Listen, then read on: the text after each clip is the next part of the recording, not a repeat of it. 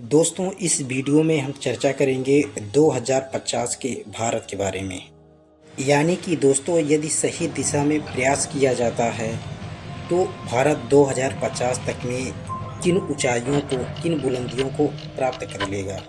तो दोस्तों, इसका पहला पॉइंट है कि भारत 2050 में टेक्नोलॉजी के मामले में इतना फास्ट हो जाएगा कि आज की अपेक्षा काम करने की स्पीड और एक्यूरेसी लगभग 10 गुना हो जाएगी।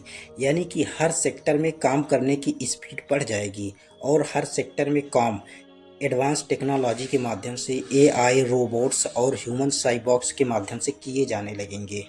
यानी कि आज की अपेक्षा 10 आदमी का काम एक मशीन करने लगेगी। ये एआई, रोबोट्स और ह्यूमन साइबॉर्ग्स इस प्रकार होंगे जो कि ह्यूमन कनेक्टेड और एडवांस टेक्नोलॉजी वाले होंगे। इनमें सोचने और समझने की स्पीड व्यक्तियों की तरह ही होगी, लेकिन काम करने की स्पीड बहुत अधिक होगी। जब ये रोबोट्स और ह्यूमन साइबॉर्ग्स हर सेक्टर में काम करने लगेंगे इतनी स्पीड और इतनी एक्यूरेसी से, तो हर सेक्टर में बेरोजगारी बढ़ जाएगी। यानी कि बेरोजगारी भी 10 गुना स्पीड से बढ़ेगी। यानी कि तब तक में 10 में से लगभग 9 आदमी बेरोजगार हो जाएंगे। आज के हमारे स्मार्टफोन का स्थान एक छोटी सी डिवाइस ले लेगी, जिससे अन्य सभी डिवाइसेस कनेक्टेड होगी, जिनके माध्यम से हम कहीं से भी अन्य दूसरी डिवाइस को ऑपरेट कर सकेंगे। यानी कि आज का स्मार्टफोन पहले के कीपैड मोबाइल की तरह एक इतिहास में चला जाएगा, एक उदाहरण बस बनकर रह जाएगा कि पहले ऐसा स्मार्टफोन होता था। आज हम जिस कंप्यूटर का उपयोग करते हैं, कहीं इससे ज़्यादा स्पीड वाले क्वांटम कंप्यूटर का इस्तेमाल किया जाने लगेगा, जिनकी कैपेसिटी और एक्यूरेसी लाजवाब होंगी। कहते हैं कि 2050 तक में ऐसी टेक्नोलॉजी आने लगेगी जिसके माध्यम से क्यूआर कोड की तरह इंसान को स्कैन किया जाने लगेगा, जिसके माध्यम से व्यक्ति के हाव भाव, इच्छा अनिच्छा, सोच विचार, डिसीज एंड हैप्पीनेस को पता लगाया जा सकेगा। मेडिकल साइंस इतना आगे बढ़ जाएगा कि एक वैक्सीन के माध्यम से कई बीमारियों को खत्म किया जा सकेगा। एक जांच के माध्यम से, एक मशीन के माध्यम से मनुष्य के शरीर की सभी चीज़ों को पता लगाया जा सकेगा कि इस मनुष्य के शरीर में किस चीज़ की नीड है, किस चीज़ की एफिशिएंसी है, किस चीज़ की अवेलेबिलिटी है, एक्सेट्रा। 2050 तक में वैज्ञानिक ऐसी गोली का आविष्कार कर लेंगे जिसके माध्यम से मनुष्य की भूख को मिटाया जा सकेगा। यानी कि एक ही गोली के माध्यम से शरीर के लिए आवश्यक सभी न्यूट्रिएंट्स पूरे किए जा सकेंगे।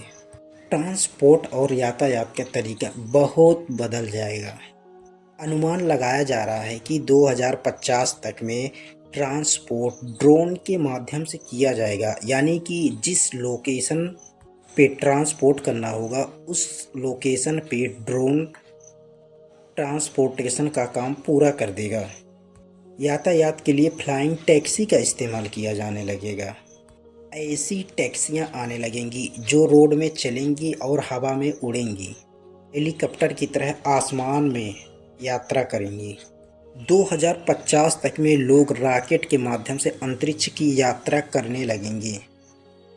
2050 में यातायात के लिए ट्रैफिक जैसी कोई समस्या ही नहीं होगी, क्योंकि ट्रैफिक की समस्या को टनल के माध्यम से समाप्त किया जाएगा। यानी कि यातायात का बहुत कुछ सिस्टम बदल जाएगा और यातायात टनल के माध्यम से किया जाने लगेगा।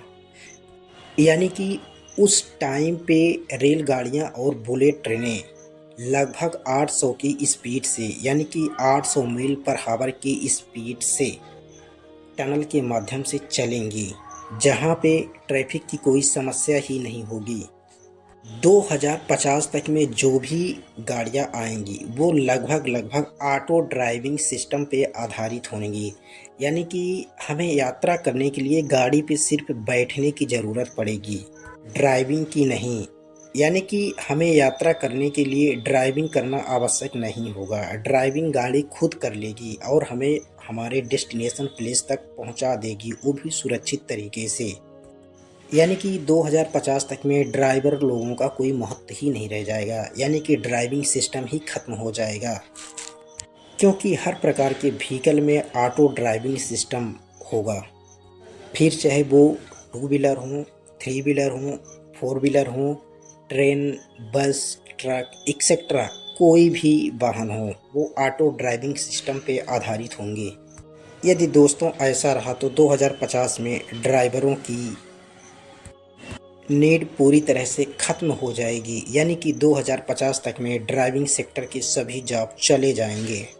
यानी कि जो लोग भी ड्राइविंग सेक्टर से जुड़े हैं और अपना जीवन यापन करते हैं, उनकी जॉब चली जाएगी और इनके स्थान पर उन्हें कोई नई जॉब सर्च करने की आवश्यकता होगी। मानिए या ना मानिए, 2050 तक में एजुकेशन सिस्टम पूरी तरह से डिजिटली हो जाएगा। यानी कि 2050 का एजुकेशन सिस्टम आज की अपेक्षा पूरी तरह से अलग होगा। जिस प्रकार से अभी हम स्कूल के लिए बैग और बुक लेकर के जाते हैं, ये सिस्टम पूरी तरह से बंद हो जाएगा, बल्कि इसके स्थान पर हमें किसी डिवाइस को लेकर के जाना होगा और उसी में हमें अपनी स्कूलिंग एजुकेशन करना होगा। ब्लैक बोर्ड का तो नामो निशान खत्म हो जाएगा, यह इतिहास के पन्नों में चला जाएगा। इतना ही नहीं, हमें एआई, रोबोट्स और टीचर भी अवेलेबल मिलेंगे।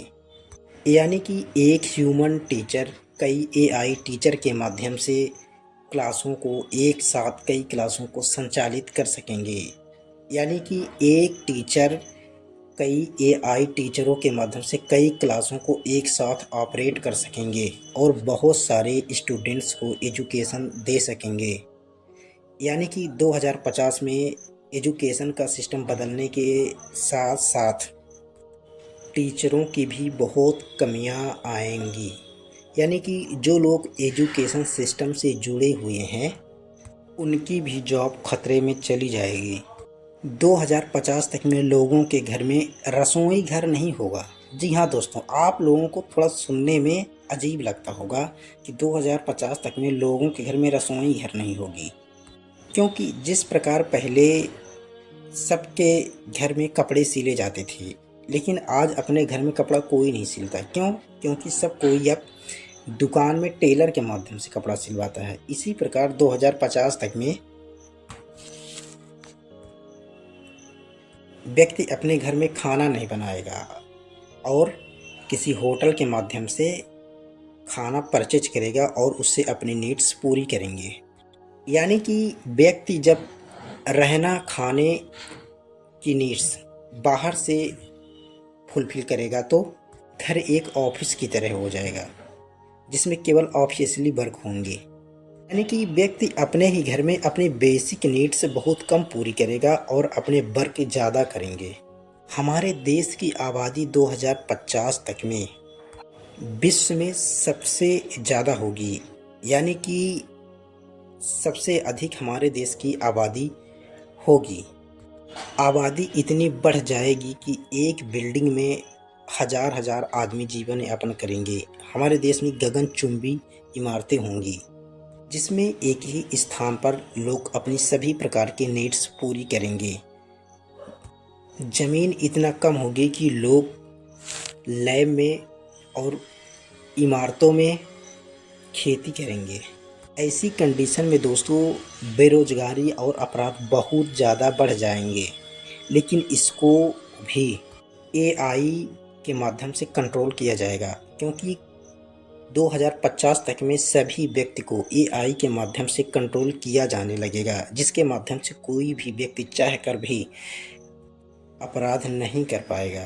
दोस्तों 2050 तक में यदि कोई भी देश इतनी ज़्यादा तरक्की करेगा तो वहाँ पे पॉल्यूशन भी बहुत ज़्यादा बढ़ेगा, जिसे कंट्रोल करने के लिए देश के साथ साथ एक ग्लोबल टीम काम करेगी, क्योंकि पॉल्यूशन कंट्रोल करना किसी एक विशेष देश का काम नहीं है, बल्कि इससे आसपास की सभी एरिया इफ़ेक्टेड होते हैं।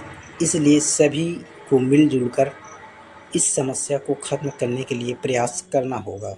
2050 तक में टेम्परेचर इतना अधिक बढ़ जाएगा कि महासागरीय तट डूबने लगेंगे, यानी कि महासागरों और समुद्र के किनारे बसे शहर और इमारतें बाढ़ से प्रभावित होने लगेंगी और डूबने लगेंगी।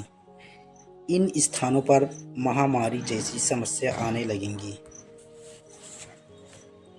जिससे बहुत अधिक मात्रा में पॉल्यूशन और जनधन की हानि होगी। तो दोस्तों, ये रहा 2050 के भारत की स्थिति। तो दोस्तों, आज का वीडियो यहीं पे समाप्त करते हैं। थैंक यू दोस्तों, थैंक्स फॉर वॉचिंग।